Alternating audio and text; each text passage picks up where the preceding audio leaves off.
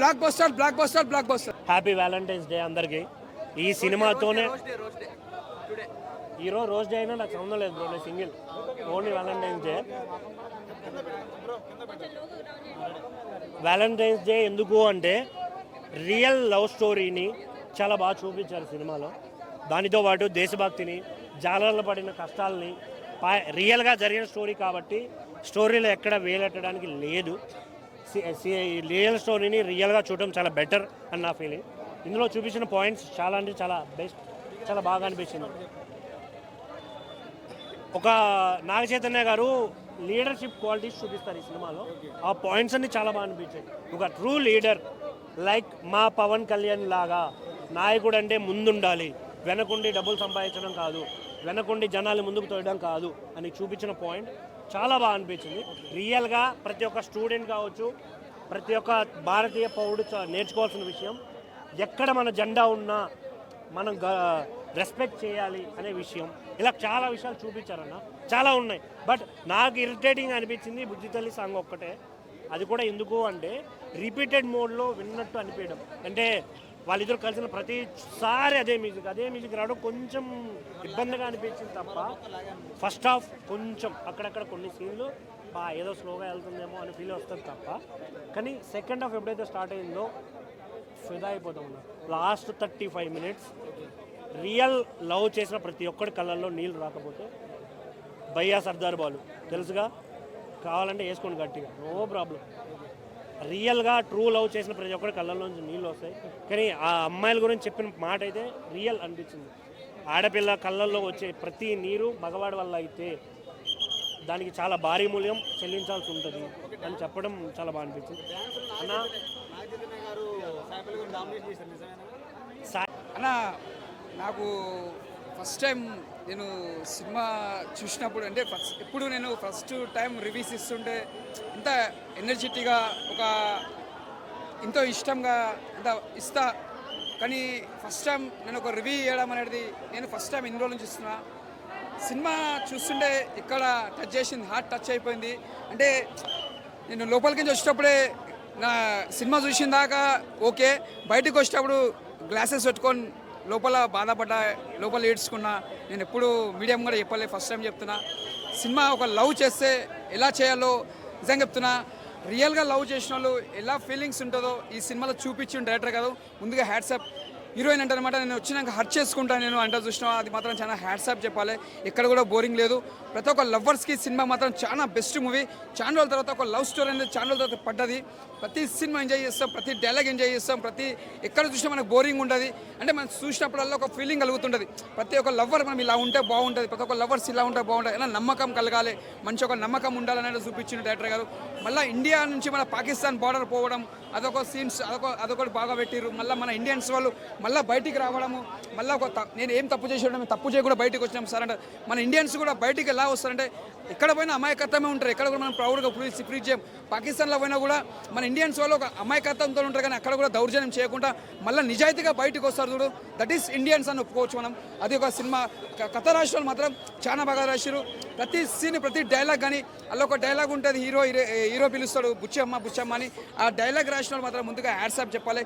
ప్రతి ఒక్క లవర్స్కి ఒక నిక్ నేమ్ ఉంటుంది. ఒక బుచ్చమ్మని పిలుచుకోవడం కొంతమంది, ప్రతి ఒక్కరు లవర్స్ ఒక్కొక్క నిక్ నేమ్ పిలుచుకుంటారు. అంటే లవ్ చేసిన వాళ్ళ ఒక ఫీలింగ్ అనేది ఈ సినిమా చూస్తే మాత్రం ప్రతి ఒక్క లవర్స్కి గుర్తొస్తారు. ఈ సినిమా మాత్రం చాలా blockbuster movie. Screenplay కానీ డైరెక్షన్ ప్రతిదీ బాగుంది, ఫుల్ ఎంజాయ్ ఉంది. Nagarjuna fans, Akkineni fans, Nagarjuna fans ఈ సినిమా collar blockbuster blockbuster blockbuster. చూసానా, నిజంగా తెలుగు సినిమాలో ఇలాంటి సినిమాలు రావేమో అన్న ఫీలింగ్ వచ్చింది. 100 కోట్లు బద్దలు కొట్టే సినిమా అన్న ఇది. నిజం చెప్తున్నా, ఎంత అంటే డబల్ ధమాకా అని చెప్పొచ్చు. ఎటువంటి డౌట్ లేకుండా సినిమా మాత్రం మంచి హిట్ కొడుతుంది. నాకు మెయిన్గా నచ్చింది అన్న సాయి పల్లవి పర్ఫార్మెన్స్. వామ్మో, అసలు ఎంత అద్భుతంగా వేసింది. కొంతమంది హీరోలు చూస్తుంటే అమ్మ ఏముందిరా వేసేద్దామని ఫీలింగ్ ఉంటాయి, కానీ ఈ హీరోని చూస్తే దండం పెట్టాలనిపిస్తుంది. అంత బాగా ఎంత మంది చాట్ వేసింది. మన Yuva Samrat Naga Chaitanya what a comeback, what a performance అన్న. నాకు చాలా బాగా నచ్చింది అన్న. మేము చెప్తున్నా సినిమా ఇంతమంది ఎందుకు వచ్చారంటే బుజ్జితల్లి సాంగ్ అని, అజా సాంగ్ అని, ఐలేసా సాంగ్ అని, నమ శివాయ సాంగ్ అని అసలు మనం ఊహించాం అంత బాగుంటుంది. మన డిఎస్పీ ట్రేడ్ మార్క్ అనిపించింది అన్న. అదంతా అయితే అనుకుంటే మన నిజం చెప్తున్నా డైరెక్షన్ చందు మండేటి మాటలు లేవన్న, అంత కొత్త తీశాడు సినిమా స్టోరీ. అంటే మన ఊరి కోసంతో పాటు ఇండియా వర్సెస్ పాకిస్తాన్ ఎలా ఉంటుందో చూపించడం. ఒక సీన్ ఉంటుంది అన్న, ఇంటర్వ్యూ సీను, సాయిపల్లి పోయి ఢిల్లీలో పోరాడుతుంటుంది. ఆ సీన్ ఉంటుంది భయ, ఒక అమ్మాయి పోరాడుతుంటే ఒక నిజంగా చాకలి ఐలమ్మ ఒక రాణి రుద్రం దేవిలా ఫీలింగ్ అనిపించింది అనమాట.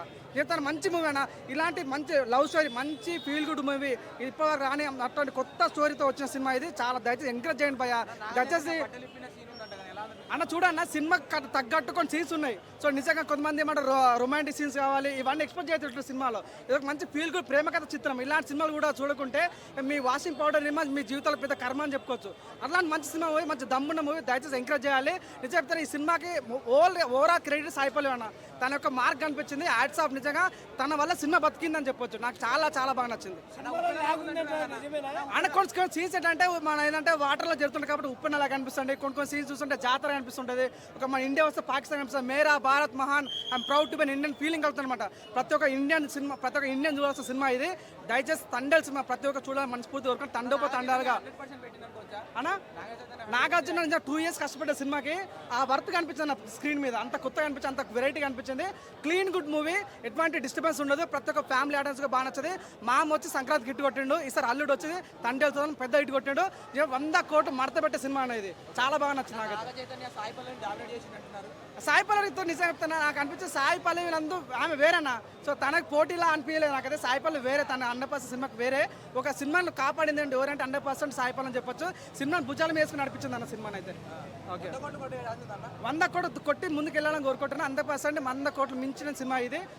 అందరూ ఎంకరేజ్ చేయాలి మనస్ఫూర్తి కోరుకున్నాను. తెలుగుడిగా మంచి సినిమా. ఇండియా వర్సెస్ పాకిస్తాన్ అట్లా ఇంకొన్ని సీన్స్ ఉంటాయి, మీరు మర్చిపోరు. ఒక సీన్ అయితే నాకు చెప్తాను, సాయి పల్లవి ఢిల్లీలో పోరాటం చేస్తుంది, చాలా బాగా అనిపించింది అన్న.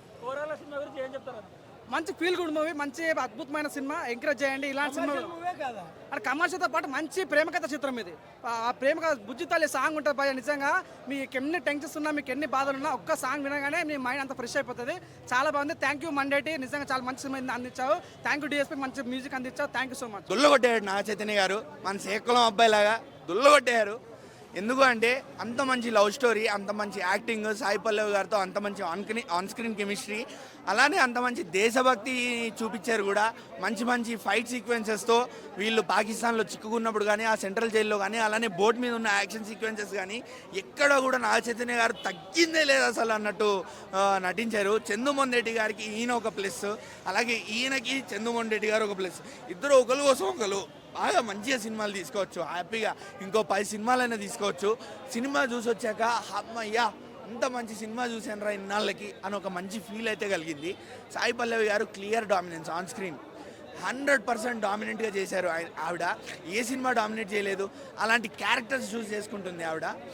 కేవలం కమర్షియల్ ఎలిమెంట్స్ అనేవి కాకుండా క్యారెక్టర్కి ఇంపార్టెన్స్ ఉండాలి, అలా చూస్ చేసుకుంటారు సాయి పల్లవి గారు. ఇలాంటి సినిమాలో కూడా, ఈ సినిమాలో కూడా అలాంటి క్యారెక్టరే ఉంది. సో ఆ లవ్ స్టోరీని చూపిస్తూ, పేట్రియాటిజంని చూపిస్తూ ఎక్కడ సినిమా ట్రాక్ మారుద్దు అనుకున్నా ట్రైలర్ చూసినప్పుడు.